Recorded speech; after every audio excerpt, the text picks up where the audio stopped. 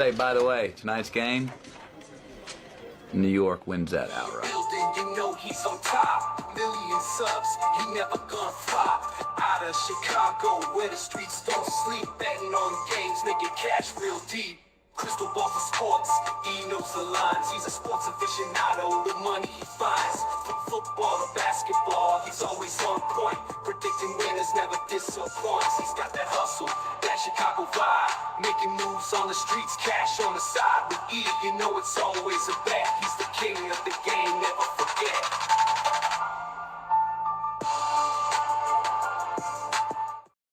Hello and welcome to the Etoft21sports Show for December 16th. Jesus, how is everyone doing? My name is Erik. I'm the man behind Etoft21sports. Absolutely loaded episode for you today. My boy Gino from DRF.com is this week's special guest. Him and I are going to look back at week 15 plus share our bets for week 16. Before I can get all that in that, I'd like to say thank you to the sponsor of the show, PropX. Guys, if you're not using PropX, go to the App Store, download PropX, use promo code ETOFT21. That way they know, oh, Uncle Rico sent you. Let's go ahead. Let's jump right into it. Let's welcome from DRF.com, our boy Gino to the show. Gino, how are you doing today, my man? Man, doing well. Great to be talking to you again, buddy. And I get to talk with you right as we have the demise of the Chiefs, this dynasty that's been into the conference finals 6 straight years. They got knocked out. Mahomes has ACL surgery, I think, earlier today. So they're done. And now we're going to kind of have like a new face in the AFC step up this year. I mean, my under hit and my not to make the playoffs hit. So I'm excited about that. That was good. I'm not the biggest Mahomes guy, but hate to see him go down with the ACL. Think he's going to be ready to start the season, though. So that is good news. Obviously, they've just played so much football. I mean, what is it? The whole extra season? It just kind of adds up. Roster isn't constructed the best. They have a lot of older guys with contracts. Now, Bryce, who was on last week, he is a huge Kansas City guy. His thing before the game last week, and he bet on the Chargers. He thought the Chargers were going to win. Andy Reid needs to step back, and they need to get a younger OC. Absolutely agree. Yeah, they just seem like him making the decisions, calling the plays. Nagy, the way that combination was the last few years was not fantastic. You could just see they weren't quite as explosive. There was something, the chemistry overall from what was being called Mahomes, it was off this year. I never saw him like miss more receivers by big margins, like major overthrows, or guys just weren't on the same page. So it'll give them a little bit of time now to have a reset. And sometimes you need not having to go through the playoffs, not having to play deep into it. We saw it with Brady, and, with those dynasties, they would always have, 1 or 2 years where they would have a down year, and then they could reset and make a couple moves, and you don't go as deep into the playoffs. And we'll see if Kansas City could do that, because does Mahomes have a next chapter, right? We saw Tom Brady have basically 3, right? He had like 3 different careers in his career. Is he someone like that? Or is he going to be one of these great players that was great early on, and an injury like this changes what he can do, and maybe he's not as mobile or as athletic anymore? And I think both of them got it in week 9. Season 9, excuse me. Season 9. Yeah, I think so, right? Season 9, both of them got it in season 9. So I thought you would get a kick out of this. You know who the starter is? No. Minshew. Oh, okay. Yeah. My boy. Yeah. He's like someone that you never even realized who the Kansas City backup was, because he never got in the game. I'm not the biggest Minshew fan, right? Yep. My new little friend, Sunday night, she texts me. She goes, "Oh my God, the NFL player I have a crush on is going to be the starter next week for the Chiefs." Oh, that's great. I'm like, Jesus, dude. Oh, you love this. You're and like, then she had to listen to me rant about how much I hate Gardner Minshew for 5 minutes. And she's like, I get it. She's funny. Like, I get it. That's great. don't like Gardner Minshew, but oh, that's great. Old yeah, Minshew mania. Minshew mania. Interesting line. They're laying 3.5 on the road to the Tennessee Titans. Really interested to see how that market shapes and everything. Let's go ahead. Let's shift our attention to our takeaways from Week 15. What is your takeaway, my friend? Yeah, it's kind of a little bit what we were talking about now.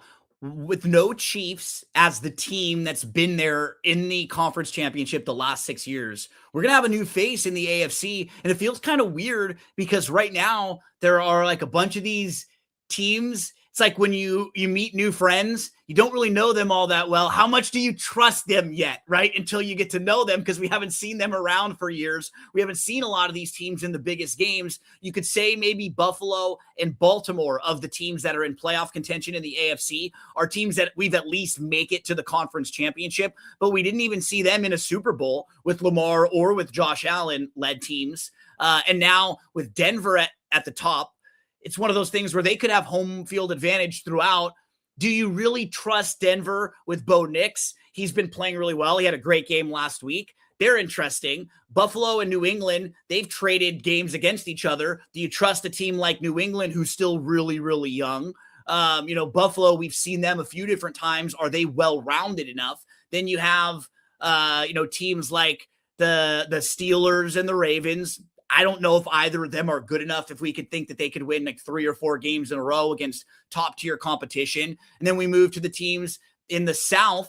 And I mean, the Texans are very good defensively. Offensively, I don't know if they're quite strong enough. Jacksonville is a team that, do we trust Trevor Lawrence? He's been so up and down, first year coach. I just don't know who of all these teams, who do you really feel comfortable with right now? A few weeks out from the playoffs starting.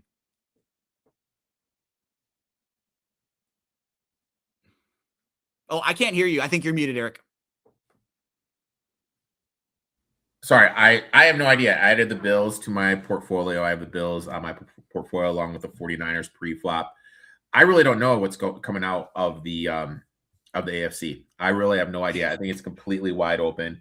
And on the flip side, I'd feel comfortable. Like 5 or 6 teams in the NFC really wouldn't shock me, right? Like the Rams, you kind of know who they are. If the 49ers had a solid run, that wouldn't really shock you. The Packers are kind of built for it. Even if they have a recent injury, we'll see how much that hurts their defense. Even the Lions winning a few games in the playoffs and making a run to the Super Bowl, that wouldn't shock you. I mean, you can go through a lot of these teams in the NFC and kind of feel comfortable about, or not being surprised if they make a run. On the opposite side, I feel totally different about the AFC. It is completely wide open. I'm going to try to find this thing from, while you answer this question. I hate the Lakers. Gino, your Lakers are looking solid. Will they make a move? Yeah, I think so. And I think what will happen too right now is JJ is just going to try to work some of the defensive guys back into the rotation a little bit more. They had like a 7-game win streak when they played really bad teams. Their offense is really good, but defensively they need to get smart in the rotation. Now he's back, and they need to get some more Vanderbilt minutes. Vanderbilt had an awesome game. He basically won them the game last night. He's not going to score a lot for you, but you do need 12 to 15 minutes of Vanderbilt, like 2 shifts from him, because he comes in, he just changes the tempo of the game. And then you get a couple of the other bench guys that start getting a little bit more of that energy because of Vanderbilt. So I think if he figures out the rotation a little bit, I'd love a guy like Herb Jones. That's the one that we keep hearing. I think he would be a great fit.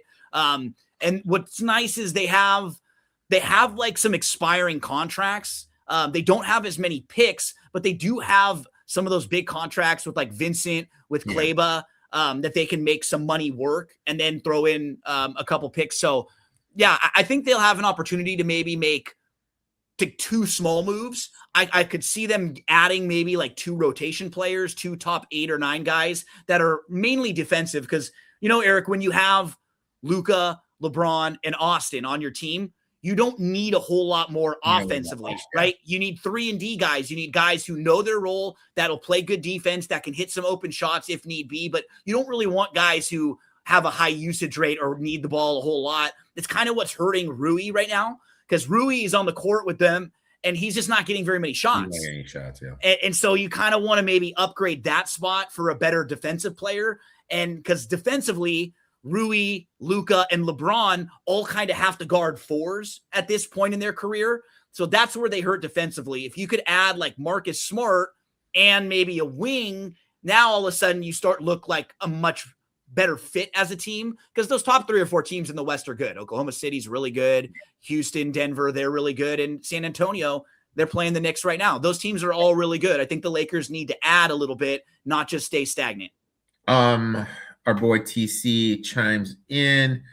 Texans to make the Super Bowl. He has a heavy future on Seattle. He's on Seattle to win the West, and Seattle, I believe, to come out of the NFC and to come out to make the Super Bowl. Yeah. And that, I didn't even mention them in the NFC, right? They wouldn't shock at all right now with Vincent's. Vincent minutes have to be replaced, right? Because Vincent's one of those players that like the fans get frustrated by, but like a coach likes, because Vincent kind of just goes in and does what the coach asks, and like he can play a little bit offensively. He's been struggling defensively. I think you take those minutes away, you go Vanderbilt. And one guy who only got a few flashes I'm really excited to see is Thiero, the Lakers' second-round pick. He's very good defensively. He's raw. The problem is he was hurt, and he missed a ton of time. So they sent him down to the G League just to get some time and some reps, because he just needs to get some reps. But if you can mix in a few of those guys, a few more Laravia minutes are nice, because he's a solid defender. He's a little big. He's like lanky, which is nice, and he can do some things offensively for you. So I do like most of their roster, and I got to give it up to Ayton. He's been very good this year, man. Like really solid. Seems to like it. I think that the fact that his agent and Luka's agent are the same, he just seems DeAndre Ayton, man. Right? Like he seems like he's kind of found a home. And I think people forgot that, oh yeah, this guy was like one of the best players in college, and he has a really good offensive game. I think the struggles for him was, are you going to get like a defensive effort from him? And he's done that, and they reward him. They give him easy lobs and a lot of wide open shots. So pretty solid. And last night or a couple nights ago was a nice win for them against Phoenix, and LeBron and Brooks were kind of getting up in each other's chest. It was fun. Yeah. I don't know how many games I've seen where he's had 20 minutes with zeros across. I completely agree. It's like can't happen with that much time on the court. He has to be more productive. Okay. I heard what Eric thinks. Gino, do you think Giannis will be traded? I don't know about this year, because I just keep looking around and wondering. To me, it's going to be unless Giannis forces it, unless he makes things really, really uncomfortable. If I were Milwaukee, I would wait, and unless he makes it really uncomfortable. The thing is like the East is so wide open. I know the Pistons are doing great. I know the Hawks are doing great. If he's healthy, you have the best player on the court in any series that he's in. I never thought, this is something I'd ever say in my life. Right now, Kevin Porter Jr. is doing a phenomenal job of being the vocal and on-court leader. How crazy. Of the Milwaukee Bucks. I know. How crazy. Like, I know him as a Trojan. Yeah. The problem with the trade is people don't think they can beat. Yeah. Why are you going to do that? And the thing is like the standard's been set, like with how many draft picks they got for Bridges, the trade for Gobert, with all those picks, all those assets moving. Now, look, it's a good point. Like, why would you do that if you're not going to be able to beat OKC regardless? Yeah, we saw a lot of teams do this type of thing when the Warriors were really good, right? When you don't even think that you can beat them, you don't make as many moves and go all in. Baseball was like that, and that's why they kind of opened up with the wild card, and now they have more teams that are in the mix, come trade deadline. But yeah, I agree. Like, where you're sitting right now, you think you got to take one more swing with him, especially this year when there's nobody that scares you all that much in the East. This year could be wide open. This year is completely wide open. I mean, there's going to be like CJ may get bought out. Middleton may be bought out. There's going to be guys that get bought out. They're saying they could make a move with the Pelicans. Pelicans are sellers. They said they could make a move. Absolutely. Try to get Herb Jones. Jones and Murphy, right? Try to get Murphy. They're going after Levine. They're trying to do stuff to get him still there. One of those guys from Sacramento's got to go too. Levine is the type of guy who I would be like, he has a really like high risk but high reward, right? he may be no good and you end up paying him a little too much, but he is the type of player who we've seen have runs where he can average 25 to 30 points he can get going with buckets. You know, he has a ceiling higher than a lot of other guys, but bit of a liability on the you just don't know what you're going to get night in, night out from him. It is a gamble. My takeaway. Now look, I'm going to go. For the life of me, I have no idea what the point of replay assist is. Yeah. With the number of camera angles we have in the NFL today, there's absolutely zero excuse to miss calls. It's embarrassing to the product. And look, I don't think the league is fixed, but when there's blankly wrong calls that don't get overturned, it only fuels people who are already believe that. Yep. Let's take the Bills and Patriots game. That was bad. James Cook clearly got the first down, was marked short, replay assist, nowhere to be found. Early in the game, Boutte made that sideline catch, clear as day. Out. Yeah. Nothing. They rushed up to the line. Nothing. Nothing is nothing. Nothing. Then right afterwards, they went the other way, right? Then in the Lions-Rams game, Parkinson clearly down, knee on the ground, short of the end zone. Play isn't overturned. You got the announcers confused. You got Mike Pereira on the broadcast saying he doesn't know what the officials are looking at. Yep. They do a camera angle into the offensive coaching box of the Rams. The Rams coordinator, I forget who it was, looked up and you hear a mouth, "What the fuck?" Like, you know, even your Rams didn't even think it was a touchdown. Yeah. I mean, what are we looking at? And this guy, Logan, I'm spacing his name. I follow him. He puts out Lion stuff. He posted a picture of when he was going down, the ball hitting the ground. It's like, if we can see those camera angles, is the league just not seeing those camera angles?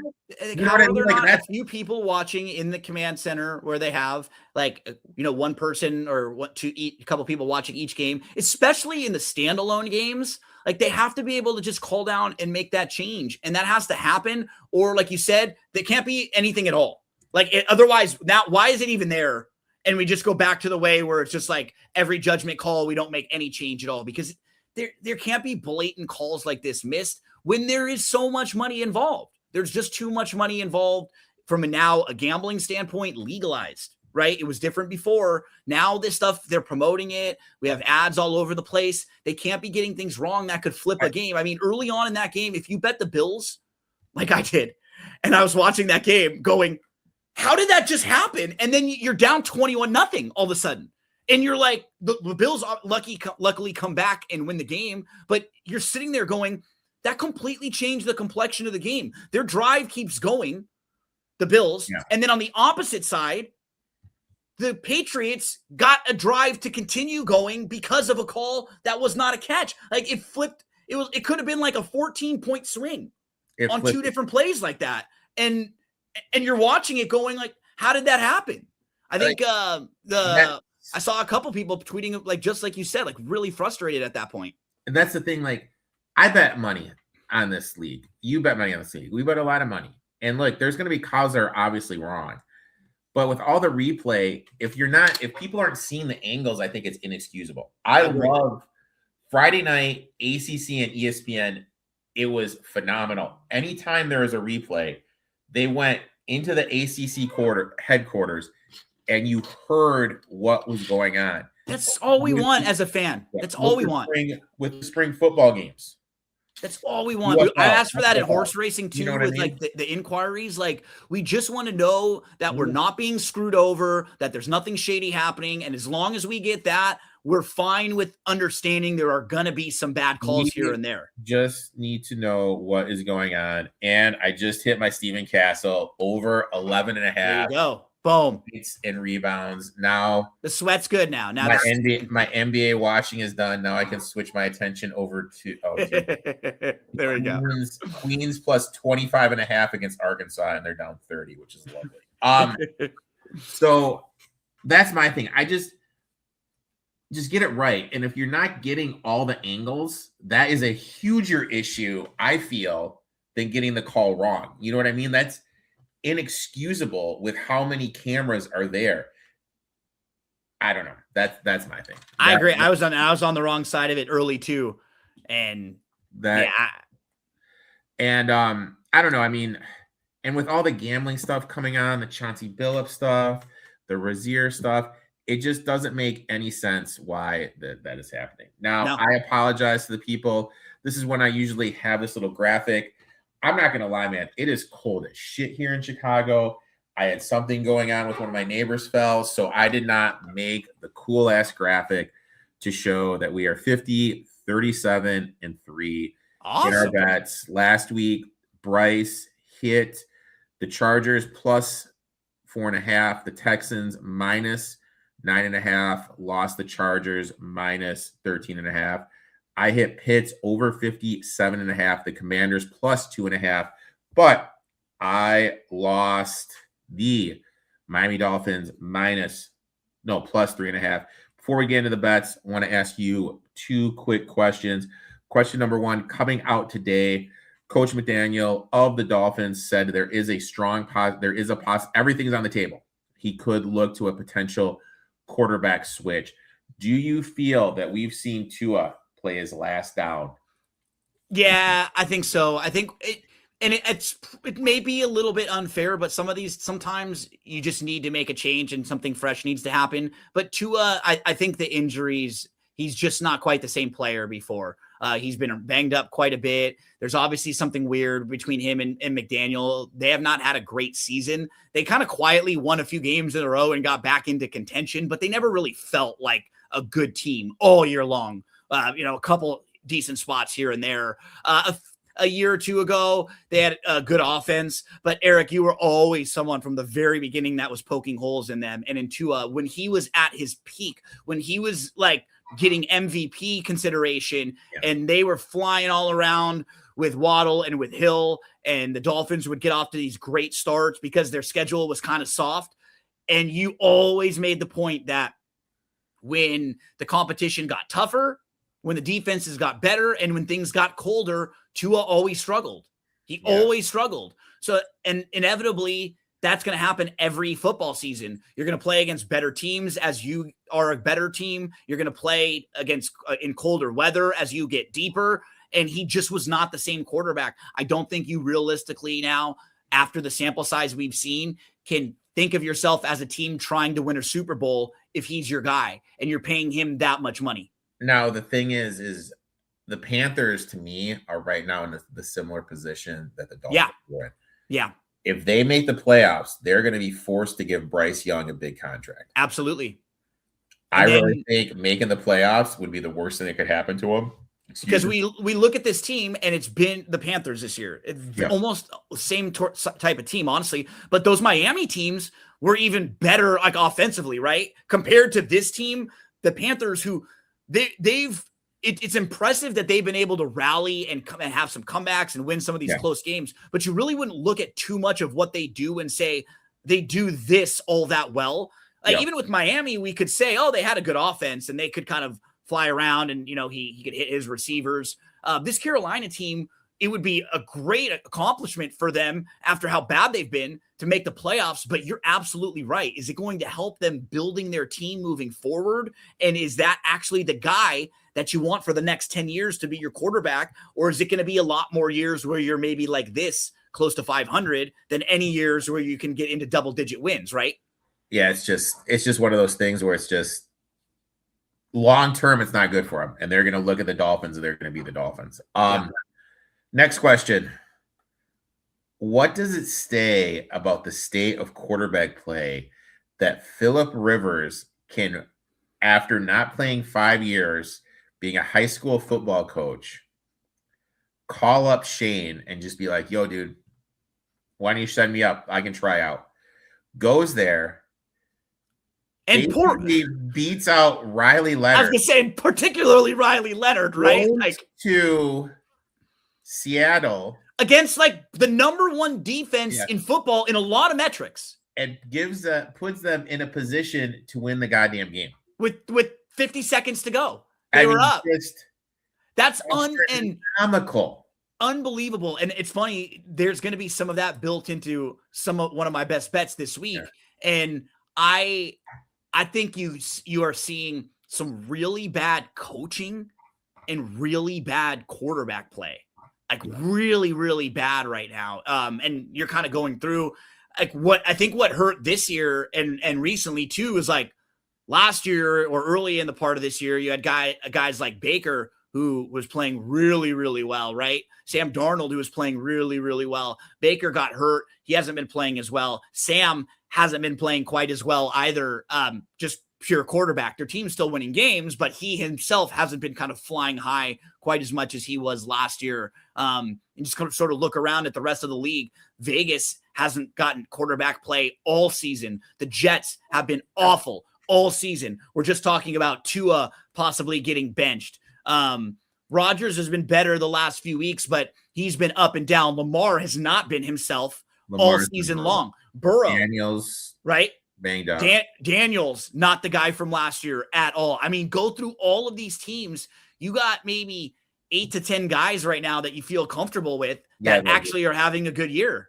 Mahomes even. Like Mahomes is hurt and not even around right now.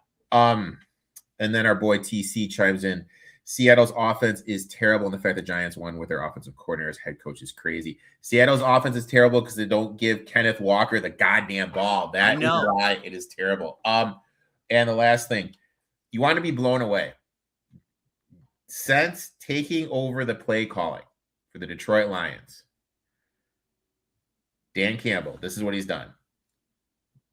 First in total yards, first in yards per play, third in points scored, fourth in touchdowns, 24th in punts, 32nd in turnovers. DC.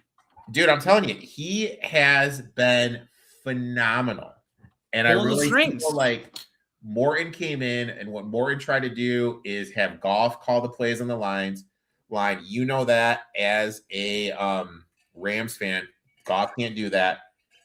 He's completely took that back. He is calling the plays, and the offenses look better. He's unlocked Jamo. Yeah. I mean, he's looking like a true number one right now. As crazy as it sounds, I really hope they can but their defense is so banged up. I mean, Joseph, Branch, everyone in the back four is banged up. And you don't want to have to go somewhere cold. Yeah. So you say that because yeah, damn right, dude. Damn right. Yeah. I am pissed off because he is better than Zach Charbonnet, TC. He is. Let's go ahead. Let's jump in our bets. We each have 3 bets, my friend. And I was pissed off because I was going to have this one, but I saw you put it in the notes. So why don't you throw us off, my friend? This felt like an Eric spot as well. Last week, Buffalo has a huge win. Division game that keeps them alive for the division. They beat New England. So they're high right now. And with the loss of Kansas City, now Buffalo is the team that everybody's kind of looking at, and they've jumped up. I think they're second in AFC odds. And I think if you look at the Super Bowl, they actually have lower odds to win the Super Bowl than Denver does, which is sort of weird, but not in the AFC, which some of the spots I was looking. I think this is such a trap game for Buffalo this week because they just had the big division game. They got up for that. They were down 21-0. They come all the way back. They score touchdowns on 5 consecutive drives. Everything goes well for them to end the game. And next week, they got a big game against the Eagles. Yep. So this game is a game against the Browns sandwiched right in the middle. And the Browns just got their asses kicked last week. But if you look at the matchups, Patriots defensively, 23rd in weighted defensive DVOA. The Browns are 4th. So they're going to be playing against a much, much better defense and a team that plays really good at home. The Browns are 4th defensive DVOA, number 2 against the run, number 7 against the pass. They just got crushed at Chicago, so nobody wants to bet the Browns right now. This is a time where the Bills are at their highest value and the Browns are at one of their lowest values because we just saw them get destroyed. And if you look at their home games, the Browns, week 1, lost 17-16 to the Bengals. They were in that game. They should have won that game. Couple of massive mistakes late. Week 3, they beat Green Bay 13-10 at home. Week 7, they beat Miami 31-6 at home. Week 9, they lost 23-16 to Baltimore. The only game at home this year they've lost by double-digit points was to San Francisco. That game, they actually had more total yards, more yards per play. They fumbled twice. San Francisco scored touchdowns on fields of 18 and 32 yards in that game. So you look at the score, and it's not really how that game played out because it was short field touchdown. Everything was a little bit different then. So I think this number, especially at 10 and above, I jumped in right away at 10.5. I thought it was way too high. I think the Bills are going to be flat this week. They're going to be fine just to win this game close. I think you'll get a better effort from the Browns at home. They always play better at home. Defensively, they do. Garrett still got something to play for there too. So I think it's a really nice spot to play the Browns. Yeah, I like this one a lot too. Plus, there's a lot of trends when your teams don't score as much as the Browns did, losing by 28. Browns special teams were bad in the Niners game. 100% agree with that.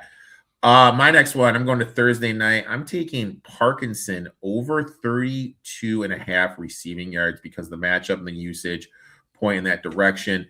Seattle ranks 20th defending the tight end per DVOA. They've allowed the second most yards receiving to the position this season, 68 yards per game on 10.5 yards per reception with a 77% catch rate. That's a clear weakness. Look at what tight ends have done recently against them. Pitts, 90 yards. Hawkinson, 59. Gunnar Helm, 51. Last week, Tyler Warren only had 19, but that was Phillip Rivers' first start, so I'm really not putting that much in it. 3 of the last 4 tight ends that have faced Seattle have gone over this number, averaging 54.8 yards per game. Scheme matters here too. Seattle plays zone coverage, the second highest rate in the league. Parkinson thrives against zone per PFF. He grades as a 15th best tight end versus zone coverage. Since week 12, when he took over as a starting tight end with the Higbee injury, he's been elite against zone coverage.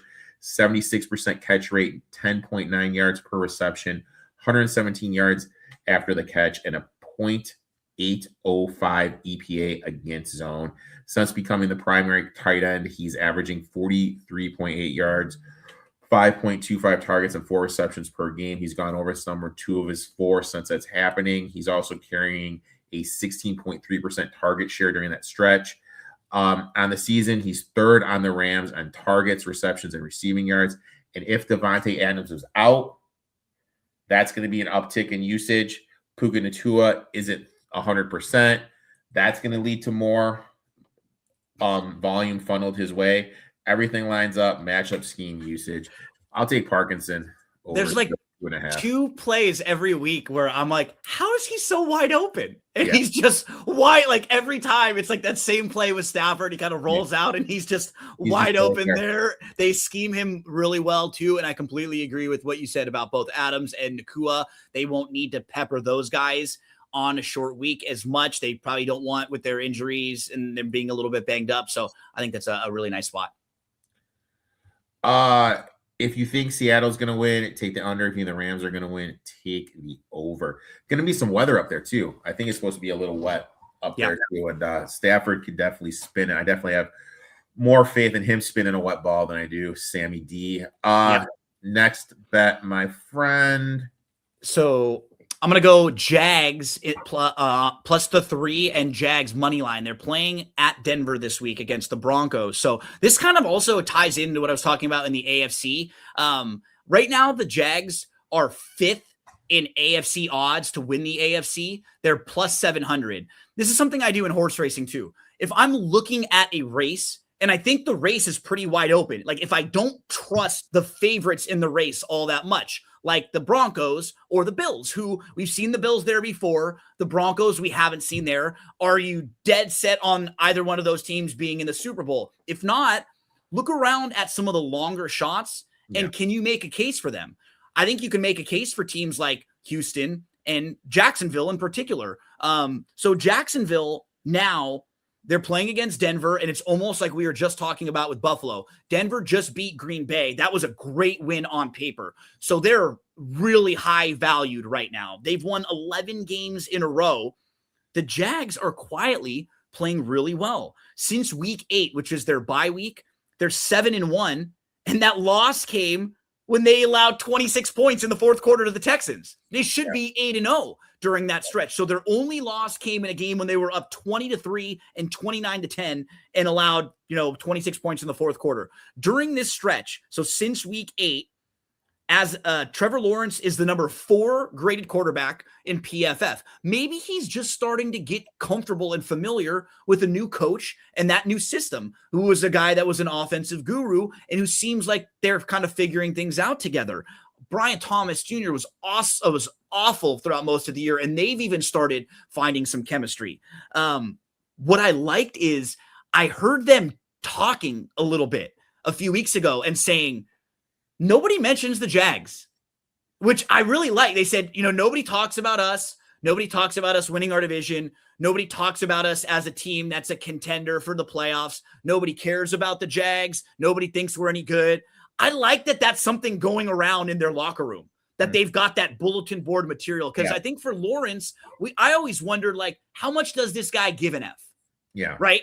That's what I've always wondered about him. And now all of a sudden he's talking about being disrespected and feeling disrespected in the media, which I really like. So during this 8-game stretch as a team, what you look at them and you just sort of compare overall, they're not doing anything really bad. I mean, the weakest thing they're doing is offensively running the ball, but I think it's more to do with the fact that they're really being successful passing the ball. They're 10th in success rate, 10th in dropback EPA. Then on defense, 4th in EPA per play, 9th in defensive success rate, 4th in dropback EPA, 9th in dropback success rate, 7th in rushing EPA, 10th in rushing success rate. When you think about the teams that they're going to be playing and Denver, and you kind of think about being well-rounded, do they have a solid defensive front? They have a solid overall defense. Do they have a solid offense? They check a lot of boxes for me. And I'm kind of warming up to them more because I just think it's such a wide open field right now. So I think it's a good spot for them also, playing really well. They get to go play Denver, who's had to get up now for a couple games in a row. Jacksonville's had an easy few weeks where they just got to mop up some of their opponents and look good. I like the Jags this week. I'm going to play them plus the 3 money line. And right now you could play them. If you like them in this spot, I already did it. Maybe you play a little bit on them at plus 700 to win the AFC. Because then there's a chance with what happens in the last few weeks, they could still get the number 1 seed. And we need to remember that this offense, I know everyone was excited about Brian Thomas Jr. and everything. This offense runs around the slot, and them getting Godwin has really opened up that offense. Not Godwin, excuse me. Was Myers. Since they've got Myers, that has really opened up the offense. And Surtain doesn't travel to the inside. So he is going to make it's going to be a little easier. TC chiming in. Says I look fat. Gino is string and beans. He is the furthest. My next bet, I am going, Jesus Christ. I'm going to Houston. Oh my God. I'm taking the Raiders plus 14.5. Do I hate myself? These numbers are so massive. I think last week, up until the Colts game, right, there was 4 or 5 games where they were all 7 or above, a few double digits, and all of those teams cover and poured it on. And of course, in a pool that I'm on, I'm always picking the big dogs, right? Yeah. So I'm just sitting there and everybody else in those pools picks the heavy favorites. So that's where they make up ground on me when a bunch of favorites that win. Favorites win. Do I hate myself? Maybe, but I need something to complain to on Sunday afternoon. Yep. When David and I are texting back and forth. David was on a couple weeks ago, better DP21. And look, I get it. The Texans, world-class defense, arguably the best defense in the league. I understand that. But this number is just way too much. Look at the trends. Teams coming off a shutout, 57% against the number over the last 5 years. That jumps up to 62%. When those teams are underdogs, 63%. More interesting, teams coming off a shutout that are getting 14 points or more are 4-1 ATS. Now, look, I know it's a small sample size, but still 4-1. Game also fits my rule of 17. When a team loses by 17 or more and plays a team that has won by 17 or more, 59% of the time, team getting the points, the dog wins. Another angle, a team that lost by 28 points or more. Our underdogs cover 57% against the spread. Road dogs jumps up to 58%. Those trends, they just act up and they just come in. There's value on this Raiders team. Yeah. Also, do we really trust the 25th ranked offense per DVOA to win by more touchdowns? That's such a massive number. Just a huge number. Another one, teams on a 6-game winning streak when laying 10 or more, coverage is 29% of the time. There's also a matchup angle. I dug into it. I found one. The Raiders run zone coverage at the 4th highest rate in the league. Okay. CJ Stroud against zone coverage this year, 6 TDs to 10 INT ratio. So not the best. Houston is legit defensively, no argument there, but I don't trust this offense laying with this much margin. All I see people online betting the Texans to win the Super Bowl. I was listening to the radio when I was driving into work today. Somebody was hyping the Texans on the radio station I was listening to here. It wasn't even a sports. I was turning in just to listen to some old school rap music, and they're hyping the Texans to win the Super Bowl. I just think the market's a little bit too high in the Texans. I think the Raiders, I think it's a little bit too low. Say it all the time. Gambling's all about what? Buying low, selling high. That's exactly what I'm doing here. I'm just taking them. And if you kind of look back and you look at that game against the Cardinals were inside the 20. They had an interception. They had a turnover on downs. They left a lot of points. They moved the ball. They were able to move the ball here. Crazy as it sounds, I'll take the Texans here. And we've seen this before, like late in the season, these huge astronomical dogs are in games and somehow cover. Next one, and you're going to the old man, dude. Yeah, I'm doing it. So we were talking about at the beginning of the game how, to me, that was so impressive. This guy comes off the couch coaching his high school team, and he's not practiced with the team. He's not been taking any snaps, and he comes right in and he puts them in an opportunity to win. And so he does that against the number 1 ranked defense in Seattle, 44-year-old. He hadn't even practiced a week. Has the lead with 47 seconds to go. Now he gets another week of reps, practice, and they get to mix in some things now for him, right? That they didn't have in the playbook. Hey, let's get a couple plays that are some things that worked throughout Rivers' career that we can get for him. Some short things, just some of the plays that he's comfortable with. Now they're going to be mixed in. And it wasn't like Rivers and the offense were high flying, right? They had 215 total yards, but what they're going to do is have an identity. They're going to run the ball. That was by design. Offense was simplified. Lean on Taylor, run the ball, don't make any mistakes. He had 25 carries. Taylor had 28 overall touches. They ran it 30 times. They controlled the clock for over 31 minutes of possession. The Colts are the number 1 team in the league in rushing EPA. And Seattle, who they were playing last week, Seattle, is number 3 in rushing, is number 2 in defensive EPA allowed. So they were the number 1 rushing team playing basically against the number 2 rushing defense. Now they're playing against the number 23 rushing defense in San Francisco, who is bad against the run. They are really bad. Seattle was number 1 in defensive rushing EPA allowed. San Francisco, number 15 in defensive rushing EPA allowed. Seattle, number 3 in defensive rushing success rate allowed. San Francisco, number 31 in defensive rushing success rate allowed. The 49ers are one of the worst teams in the league against the run. They allow a 47% success rate on run plays. So basically every other run play is a positive graded run play. That's just what's going to work for the Colts in this game. Running the ball, slowing it down, handing it off to Taylor, and now Rivers can make a play or two because the Colts do have playmakers. They have guys that can go out and make a catch if need be. I think that San Francisco now is getting a little bit overinflated because they're kind of quietly back in the mix in the NFC, but I just don't trust their defense at all, especially their run defense. I think it's a fantastic matchup for the Colts here. Another week of Rivers getting some reps at practice. I like this spot. How funny would it be if they make the playoffs? With Rivers leading them to the playoffs.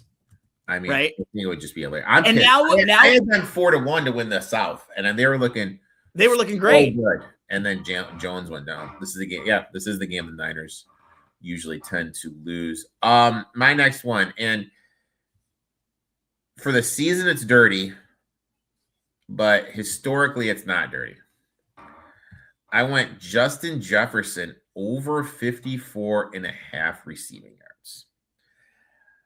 I think the disrespect here is wild. That's Jefferson such a low number for him. Top 5 wide receiver in the league. This number is being driven entirely by the quarterback play. Yes, McCarthy has been inconsistent, but he's been getting better. He looked better last week against the Cowboys. And the matchup simply is too good to pass up. The Giants are disaster against wide receivers. They've allowed the 4th most receiving yards and the 4th most yards per game to opposing wideouts. They also give up the 7th most yards per catch with a 63% catch rate. In terms of efficiency, they're ranked 23rd DVOA defending wide receiver ones, 19th in pass defense overall, and 25th in PFF coverage grade. That's just brutal. Yeah. There's also motivation here. Jefferson needs 160 yards to reach 1,000 on the season. Kevin O'Connell has made it a point to get him there. Jefferson also needs only 112 yards to set an NFL record for most production over 6 seasons to start his career. This staff is well aware of that. He hasn't gone over this total in about a month, but that's exactly why I expect the Vikings to pepper him with targets in the spot. He leads the team leads them in targets, receptions, and receiving yards. Saw 8 targets last week. O'Connell meets with Jefferson every single week. He's trying to keep the superstar happy. Yep. And this kind of feels like the game where he's going to wheel game in a big way. Yeah, in a big way. As far as the matchup, Cordell Floyd has been really good for the Giants. 24th amongst DVOA per PFF, 18th in coverage. But the thing with him is he just lines up on one side of the field. He doesn't shadow. I think O'Connell will move Jefferson around, keep him away from Floyd as much as possible. I'm expecting a big game here. I'm not even going to lie. Our friend Dave Weaver and I like to ladder bets. We're going to ladder here. I'm probably going to ladder Jefferson up to get over 100 yards. This is just Vikings. The season's over. They can't make the playoffs. They need to keep Jefferson happy. They need to get that rapport going because you and I both know a wide receiver and the quarterback need that rapport. Yep. And it's just not clicking right now. We don't know we still don't know about McCarthy at all, right? At all. And he needs a couple games where he's finding chemistry with Jefferson. And that number is so low. This is the stuff that they were giving when Browning was the starter for Jamar Chase. This reminds me of the game. It was earlier in the year. Browning was just the starter for the Bengals. Chase had a dud of the game against the Broncos. They lost big. Come home, playing against the Lions. I think Chase had 2 tutties and 110 yards receiving. And the number was like 59.5. I expect a full game like this. I think this is going to be a huge Justin Jefferson game. Gino, I'd like to thank you for taking time out of your schedule, coming on, talking a little NFL. Been a while since we do this. Always enjoy picking your brain, hearing where your head is at. Why don't you tell everyone what you're doing at drf.com and when your podcast and everything comes out with that? Yeah, check out, if you're a horse racing fan, drf.com. I do a lot of the social media accounts, so posting a lot of the news articles. I do handicapping, so if you're ever playing the races, you'll probably see me previewing some of the races on the YouTube channel. Then on my podcast, That's What G Said, I'll always have like one track of the week that we're kind of taking a look at. This week, we'll be focusing at Gulfstream Park. It's the preview day for the Pegasus World Cup. So next month on January 24th is Pegasus World Cup Day at Gulfstream. On Saturday, you're going to see a lot of the same horses running in the races on the Gulfstream card that will come back and run in a month. And I think I'm going to be going over there that day to Gulfstream next month in January. So we'll have some Gulfstream action this weekend. We'll be focusing on that. And if you ever play in the races, head to drf.com. Yeah, man, you and I have been texting and you've been sending in some of your best bets and stuff, but we haven't been talking, or we haven't been doing as many of our shows, but let's definitely plan on connecting for the playoffs and doing like a preview and a couple previews throughout the NFL playoffs for sure. Yeah, definitely looking forward to that. Like I'm not going to go on what's going on in my personal life, but it's been a little crazy. So, and my schedule, Breeders' Cup, and I had a few weeks where it was like I was doing an interview series, and I was doing another show, so it was just tough to connect sometimes. But Eric's been sending in his best bets for every Thursday, Saturday, and Sunday, and then we're sharing them from the DRF account, so you can always get an idea. I'm going to have one for Thursday Night Football. I'll have one for the Texas A&M Miami game. Awesome. And I'll have one for Sunday, so be on the lookout for that. Appreciate you stopping on, my friend. Look forward to having you on again. Best of luck, and hopefully Giannis doesn't get traded to your to the Lakers, right? Lakers. We'll talk soon, dude. Have a good one, everyone.